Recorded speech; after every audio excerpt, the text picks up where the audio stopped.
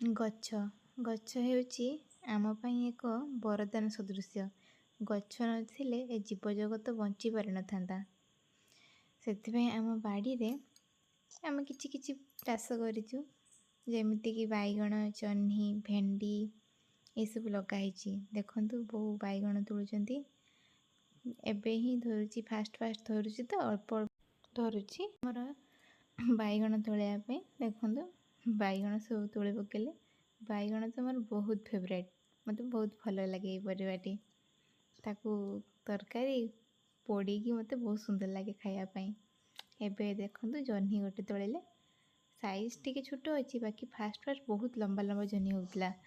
ଏବେ ଏଇ ସାଇଜ୍ଟା ଟିକେ ଛୋଟ ସାଇଜ୍ ଅଛି, କିନ୍ତୁ ବହୁତ ବଡ଼ ବଡ଼ ଜହ୍ନି ହେବ। ମୁଁ ଆଗକୁ କେବେ ଦେଖେଇବି। କାକୁଡ଼ି ଟିକେ ଛୋଟ ହେଇଛି।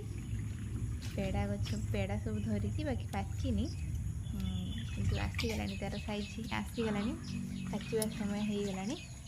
ତ ମୋର ତ ବହୁତ ଫେଭରାଇଟ୍ ପେଡ଼ା, ମୋତେ ବହୁତ ଭଲ ଲାଗେ। ଗଡ଼ିଆରେ ପାଣି ଏବେ ପୁରା ଫୁଲ୍ ହେଇଯାଇଛି। ବର୍ଷା ଏତେ ହେଉଛି ଯେ ପାଣି ପୁରା ଫୁଲ୍। ମାଛମାନେ ସବୁ ଖାଇବା ପାଇଁ ଆସୁଛନ୍ତି କୋଳକୁ। ଦେଖନ୍ତୁ କେମିତି ହେଉଛନ୍ତି ମାଛମାନେ। ମୋତେ ମାଛମାନଙ୍କୁ ଦେଖିଲେ ମୋତେ ବହୁତ ଖୁସି ଲାଗେ। ଖାଇବା ଅପେକ୍ଷା ତାଙ୍କୁ ଦେଖିବାଟା ବହୁତ ସୁନ୍ଦର ଲାଗେ। ମୋତେ ବହୁତ ମଜା ଲାଗେ। ଏପଟେ ଲେମ୍ବୁ ଗଛରେ ଲେମ୍ବୁ ସବୁ ଧରିଛି, କିନ୍ତୁ ପାଚିନି କୌଣସି ଲେମ୍ବୁ। ଛୋଟ ଛୋଟ କଷି ହେଇଛି, ପାଚିବ। 3ଟା ଲେମ୍ବୁ ହେଇଥିଲା, ନେଇ ଆସିଲି। ଆସିଲାକୁ ଦେଖନ୍ତୁ ମୋବାଇଲ୍ ଧରିକି ବସି ଯାଇଛନ୍ତି ମୋ ରାଣୀମା। ଚକୋଲେଟ୍ ଖାଉଛନ୍ତି, ମୋବାଇଲ୍ ଦେଖା ହେଉଛି। କ'ଣ କହିବି ଏ ଛୁଆକୁ। ବର୍ଷା ମାନେ ପ୍ରବଳ ବର୍ଷା। ଏତେ ବର୍ଷାରେ ବାଇଗଣ ଯିବୁ ତୋଳିକି ଆଣିଥିଲେ, ତାକୁ ନେଇଗଲି ଚୁଲିରେ ପୋଡ଼ିବା ପାଇଁ। ମୋତେ ତ ବହୁତ ପସନ୍ଦ ବାଇଗଣ ପୋଡ଼ା। ଆପଣମାନଙ୍କୁ କେମିତି କ'ଣ ପସନ୍ଦ, ଆପଣମାନେ ମୋତେ ନିଶ୍ଚୟ କମେଣ୍ଟ ମାଧ୍ୟମରେ ଜଣାଇବେ। ଦେଖନ୍ତୁ ଗୋଟେ ବାଇଗଣ ପୋଡ଼ି ହେଇକି ବାହାରି ଆସିଲା। ସେ ଆଉ ଜଣଙ୍କୁ ଅପେକ୍ଷା କରିଛି, ସେ କାହିଁକି ଆସୁନି, ଆସିବ। ସନ୍ଧ୍ୟାରେ ଇଚ୍ଛା ହେଲା କିଛି ଗୋଟେ ନୂଆ କରି ଖାଇବା ପାଇଁ। ସେଇପାଇଁ ଘରେ କ୍ଷୀର ଥିଲା, ଭାବିଲି ତାକୁ ରସଗୋଲା କରିବି। ପ୍ରଥମେ ଛେନା ମାରି ସାରିଲା ପରେ ସେଇଟା ପ୍ରସ୍ତୁତ କଲି, ଏବଂ ତାପରେ ସେଇ ଛେନାରେ ସୁଜି ଚାମଚେ ଆଉ ଚିନି ଚାମଚେ ପକାଇ ତାକୁ ଭଲସେ ତଗୁଟି ଦେଲି। ଏଣ୍ଡ ତାପରେ ଶିରାରେ ପକାଇଦେଲି।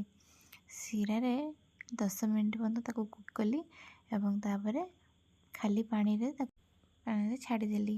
ଏବଂ ମୋର ଏବେ ପ୍ରିପେୟାର ହେଇଗଲା ରସଗୋଲା। ଦେଖନ୍ତୁ ମୋର ଏବେ ରେଡ଼ି ହେଇଯାଇଛି ରସଗୋଲା।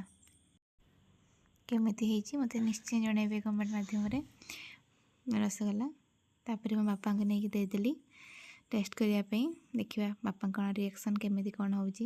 ଆସନ୍ତୁ ଦେଖିବା ବାପା ଖାଇକି କ'ଣ କହୁଛନ୍ତି, କେମିତି ଲାଗୁଛି। ଆମ ଗେଲିଆ ବି ଟିକେ ଟେଷ୍ଟ କରୁଛନ୍ତି, ଦେଖାଯାଉ କ'ଣ କେମିତି କହୁଛନ୍ତି। ରେ ବାପା କ'ଣ ମୁଣ୍ଡ ହଲେଇକି ପୁଣି ହଁ କହୁଛନ୍ତି।